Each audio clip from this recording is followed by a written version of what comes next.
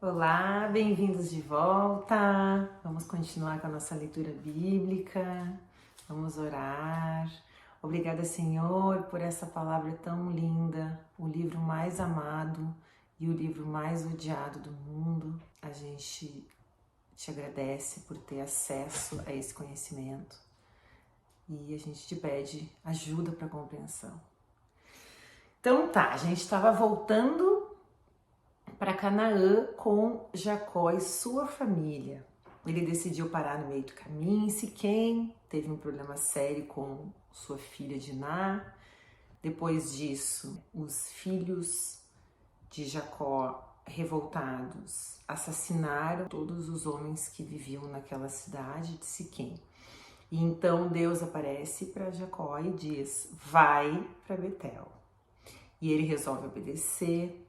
Deus coloca temor no coração daquelas pessoas que viviam naquela terra para não atacarem a família de Jacó, porque eles tinham assassinado, pessoas ali na redondeza. Então, sim, eles poderiam ter sido atacados pelos demais povos, mas Deus, no momento em que Jacó resolveu obedecer a ordem de voltar para Betel, Deus então entra ao lado de Jacó nessa caminhada e coloca esse medo muito grande no coração dos homens que poderiam ter parado toda aquela família, né?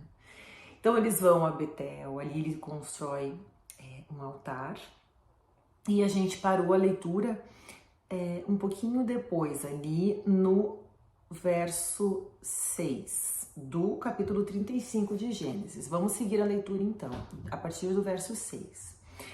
Assim Jacó e toda a sua gente chegaram a Luz, cidade que também é conhecida pelo nome de Betel e que fica na terra de Canaã. Ali ele construiu um altar e pôs naquele lugar o nome o Deus de Betel, porque ali Deus havia aparecido a ele quando estava fugindo de seu irmão. Então, na ida para a casa de Labão, ele já tinha tido esse encontro, com Jesus. E agora, então, ele faz esse altar. E aí a Bíblia diz assim: naquele lugar morreu Débora, a mulher que havia sido babá de Rebeca. Por que essa frase está aqui? Todas as coisas que a gente lê na Bíblia, elas têm importância e profundidade. Por isso que a gente tem que estudar a Bíblia, não simplesmente ler a Bíblia. A gente tem que estudar, a gente tem que se alimentar, a gente tem que matar a nossa sede espiritual com as verdades que tem aqui. Se tá aqui, é importante. Então, quem era Débora? Débora cuidava de Rebeca, A Rebeca é a mãe de Jacó. Vamos voltar um pouquinho no tempo, Quando Rebeca foi escolhida para casar com Isaac, ela vem então para Canaã e traz com ela a sua babá, Era uma dama de companhia, era uma pessoa que cuidava dela. E essa babá, essa Débora, a gente então conhece quando Rebeca aparece na história e agora ela reaparece aqui. Então ela era uma pessoa que trabalhava na casa da família e deve ter ajudado, quando Rebeca teve os gêmeos, perdão. Então, Débora era, vamos dizer assim, a mão direita de Rebeca. E a gente não sabe como que ela encontrou Jacó, a gente sabe que Jacó está na terra de Canaã. Então, ele encontra a babá da sua mãe.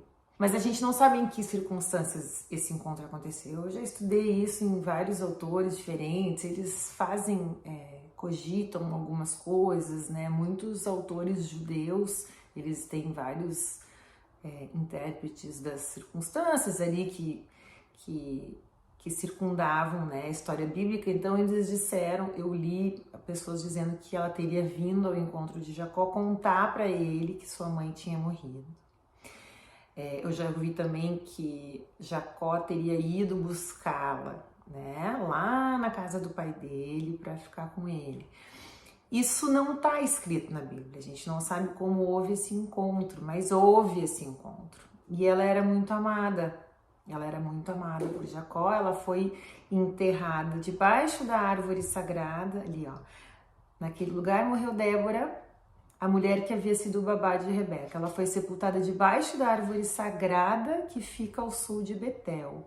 E puseram naquele lugar o nome Árvore Sagrada das Lágrimas. Então ela foi muito amada, foi cuidada até o fim por aquela família, foi enterrada.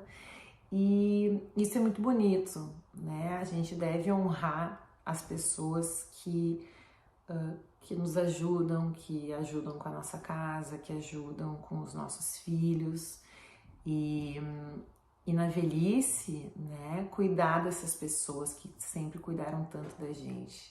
Eu tenho uma anjinha da guarda, que a gente chama carinhosamente de Tia Márcia. Ela trabalhou com a gente, acho que foram 10 anos, e aí a gente teve que se separar, né, porque a gente foi embora do Brasil. Mas ela sabe que ela é a minha Débora, né? Que ela sabe que ela sempre vai poder contar com a gente.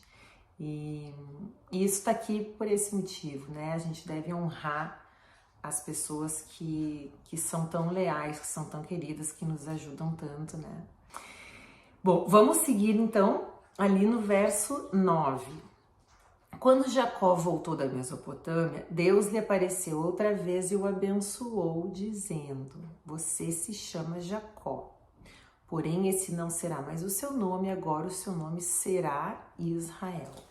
Ele já tinha dito para Jacó que o nome dele ia ser Israel, seria trocado, mas agora chegou o momento. Agora o seu nome é Israel. Assim Deus pôs nele o nome de Israel e disse também: eu sou o Deus Todo-Poderoso. Portanto, o que isso quer dizer, né? O Deus poderoso, ele é poderoso para fazer todas as coisas. Não existe limitação. E ele manda: tenha muitos filhos e muitos descendentes. Uma nação e muitos povos sairão de você. Muitos povos sairão de você e uma nação, né? Então, diferentes povos vão vir dessa família, mas nós somos uma nação, a nação de Deus, né? E entre os seus descendentes haverá reis, dentre eles o maior de todos, o rei Jesus, né? A terra que dei a Abraão e a Isaque darei também a você e depois a darei aos seus descendentes. Essa promessa é uma promessa física e tem uma promessa espiritual, né? A física é a Palestina, que na verdade não se chamava Palestina até muitos e muitos anos depois, né? Lá era Israel, terra que Deus prometeu para o povo de Deus, para o povo que ganhou a revelação, né? Quando a gente diz assim que os israelenses são o povo de Deus, é nesse sentido, Deus se revelou para eles. Alguém precisava escrever essa história e Deus escolheu Israel. Já ouvi falar que Deus escolheu Israel porque ele escolheu o menor povo do mundo, né? E Deus escolheu justamente o menor porque para mostrar que esse pequeno povo ia viver sempre, nunca ninguém ia conseguir exterminá-lo, e justamente como testemunho desse poder tão grande de Deus, né? Mas aqui está uma promessa física, né? Que ele vai dar aquela terra para os descendentes, né, de Jacó, de Israel. E a promessa espiritual está desde lá do capítulo 3, verso 15 de Gênesis, que é o proto-evangelho que promete que um dia viria o Messias, né? Que acabaria com todo o mal. Mas seguimos. Quando acabou de falar com Jacó, Deus subiu e foi embora daquele lugar. Então Jacó pegou uma pedra e a colocou como pilar no lugar onde Deus havia falado com ele. Ele a separou para Deus, derramando vinho e azeite em cima, e pôs naquele lugar o nome de Betel. Então, nesse finalzinho do capítulo 35, a gente vê que Jacó, então agora vamos tratá-lo sempre pelo nome de Israel. Vimos que ele construiu um altar para Deus e um pilar para Deus. As duas coisas. Então hoje o vídeo é curtinho, vamos ficando por aqui e no próximo vídeo seguiremos a leitura a partir da morte de Raquel. Vamos ver o que a Bíblia tem a dizer sobre isso, e não é pouco. Então até mais, Deus abençoe.